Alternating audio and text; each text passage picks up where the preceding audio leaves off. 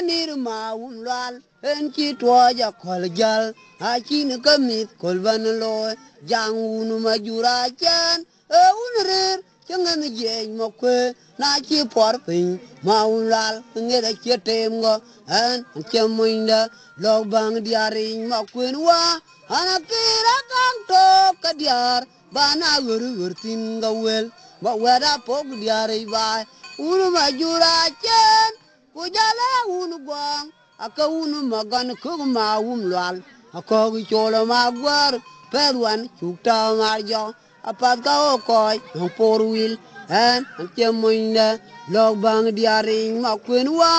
anakira kang to kadiar bana gur tin ga wel ma wera pok diari ba kum manyel nyaye ping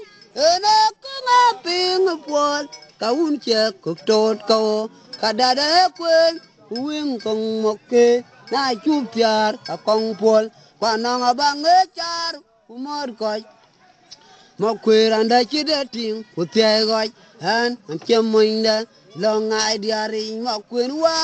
anakira kang to kadiar bana gur tin ga wel wa wera pok diari ba mo kwen janur manir maum lwal en chi tuaja kol jal a chin kamit kol ban lo